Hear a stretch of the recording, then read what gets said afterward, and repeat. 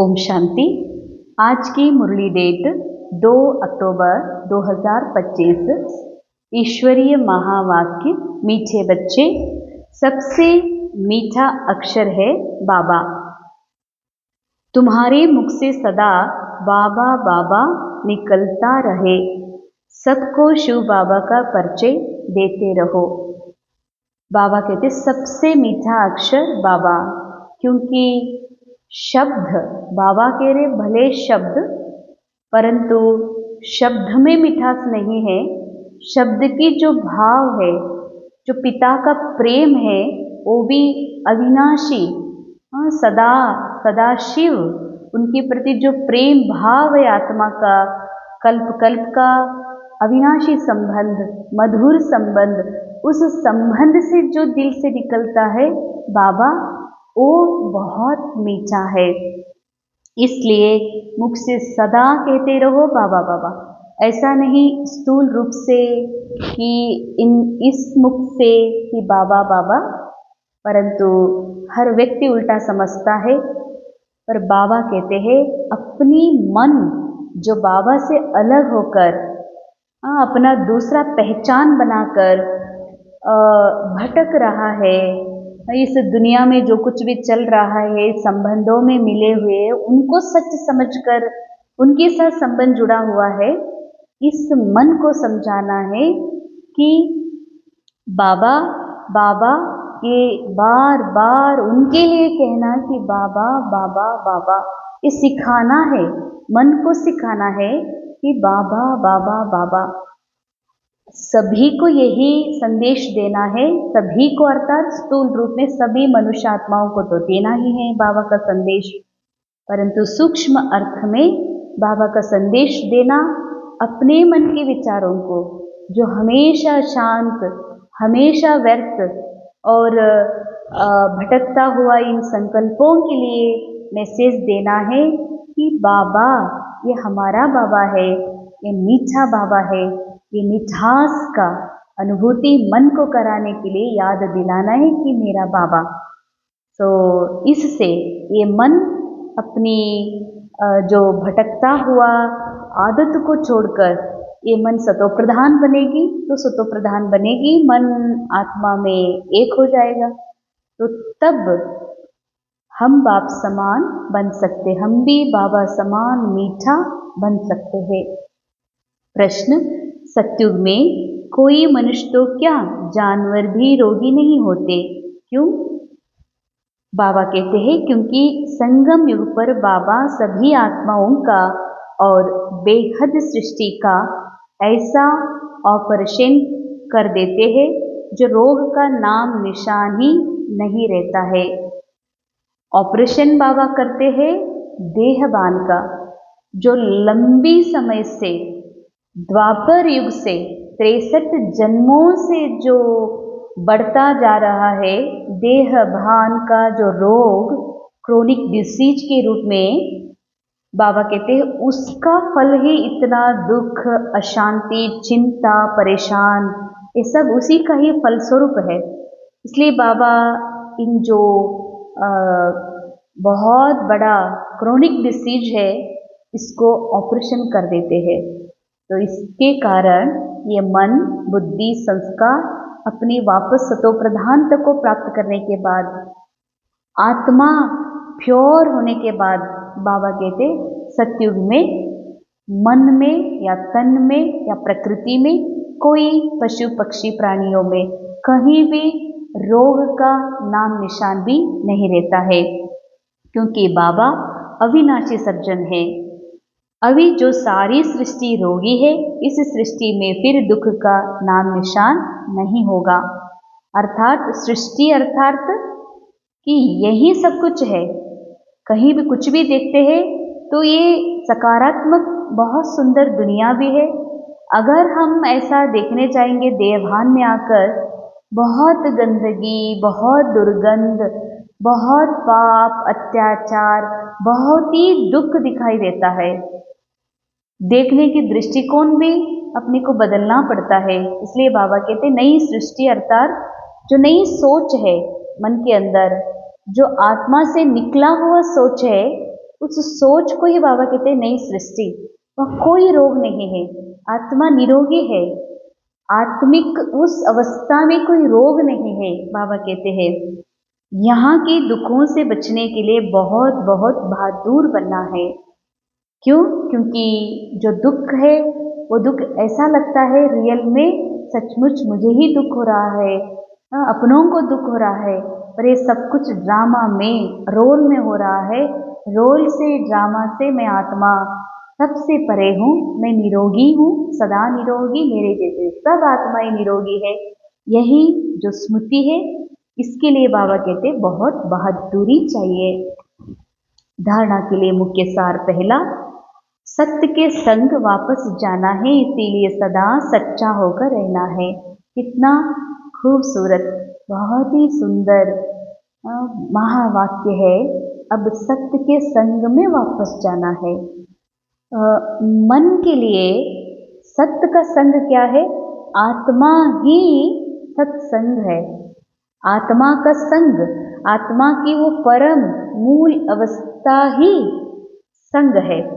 मन के लिए सत्संग, तो आत्मा के लिए बाबा का दिल सत्संग है, बाबा का ज्ञान भी सत्संग है।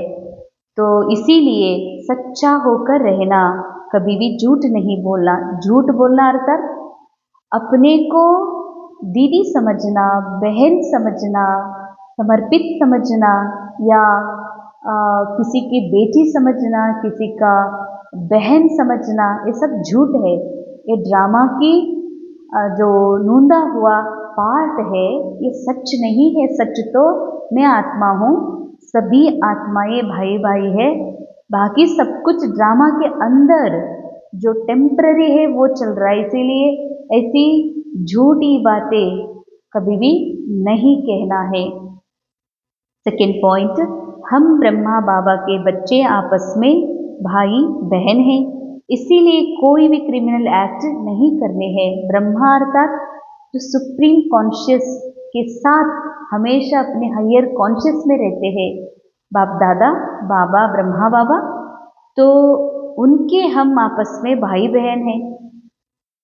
तो इसीलिए बाबा कहते क्रिमिनलाई नहीं होनी चाहिए। माना किसी को भी ये मेरी पत्नी है, ये मेरी बेटी है, ये मेरी बेटा है, या मेरा पति है, ये मेरा माँ है, ये भी झूठ है, ये भी सच नहीं है।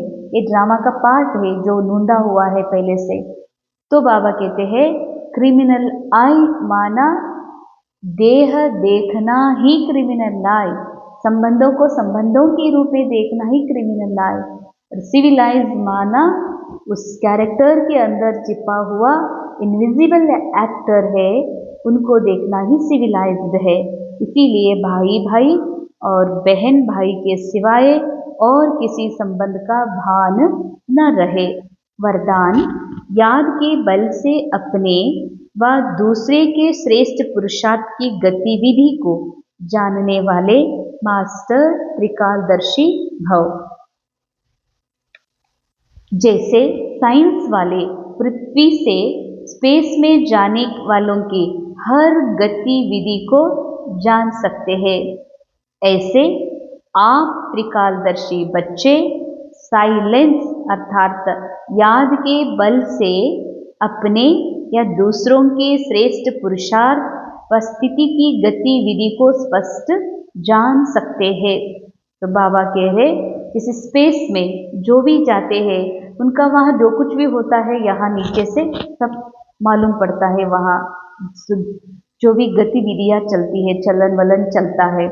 ऐसे बाबा कहते हैं यहाँ जब आप बच्चे त्रिकालदर्शी बनते हैं, त्रिकालदर्शी अर्थात जब मैं आत्मा काल से परे की स्थिति में चली जाती हूँ, निराकार मूल स्थिति में अनुभव करती हूँ, तब इस काल में अर्थात इस पृथ्वी में जो टाइम बॉन्ड में चल रही है ये दुनिया, तो इस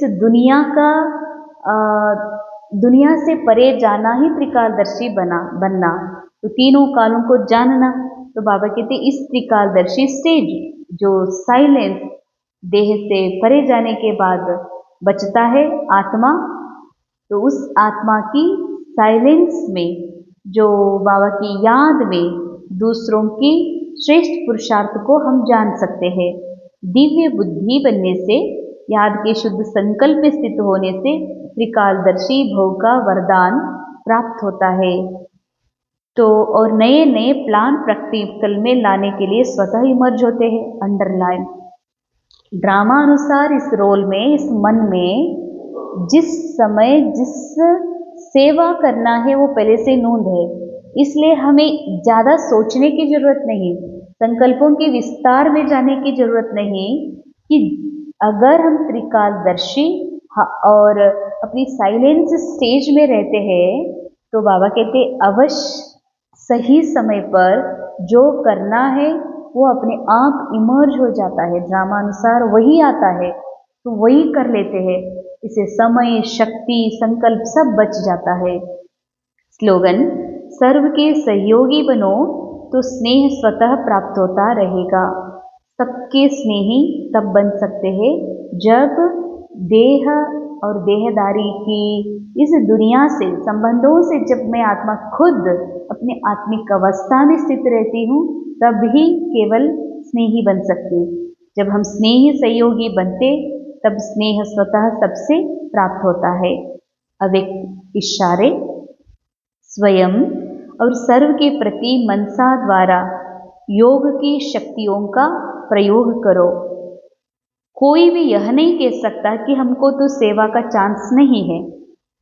कोई बोल नहीं सकते तो मनसा वाचा से, वायुमंडल से सुख की वृत्ति, सुखमय स्थिति से सेवा करो। कोई कहते हैं हमको सेवा नहीं मिल रहा है, बाबा कहते हैं ऐसा कभी नहीं सोचना। अगर आपको भाषण करने की सेवा नहीं मिल रही या भाषण करना नहीं आता तो बाबा कहते मन से सेवा करो और सुखमय वृत्ति, सुखमय अपनी सत्य स्वरूप में स्थित होकर उनकी स्थिति से सेवा करो। तबीयत ठीक नहीं है तो घर बैठे भी सहयोगी बनो। बाबा कहते शरीर का तबीयत ठीक नहीं है, कैरेक्टर का रोल में कोई बीमारी है तो भी बाबा कहते हैं सिर्फ मनसा से सेवा करो। परंतु उसके लिए जब तबीयत ठीक नहीं रहती है तब भी अगर मनसा सेवा करना है तो बाबा कहते हैं मनसा में शुद्ध संकल्पों का स्टॉक जमा होना जरूरी है और शुभ भावनाओं से संपन्न बनना। तो इन दोनों के लिए मनसा शुद्ध संकल्पों की जमा खाता। तो शुद्ध संकल्प तब जमा होता है जब मैं आत्मा अपनी पूरा देह की जो स्टोरी है इससे परे अपनी निराकारी परम अवस्था में स्थित होती हूँ। परम अवस्था में आत्मिक स्थिति से निकला हुआ, आत्मा से निकला हुआ वो संकल्प, वो शुद्ध संकल्प है। उस संकल्प जब स्टॉक जमा रहेगा तब आपके रोल में तबीयत ठीक नहीं है तो भी आप मनसा सेवा कर सकते हैं। तो इसीलिए बाबा कहते हैं कोई भी सेवा नहीं है, आपके कैरेक्टर के द्वारा नहीं हो पा रहा है तो मन से सेवा करो, अर्थात शुभ वृत्ति से, स्थिति से सेवा करो। इससे भी बहुत बड़ी यही सच्ची सेवा है, ऐसा सेवा भी कर सकते हैं। ओम शांति।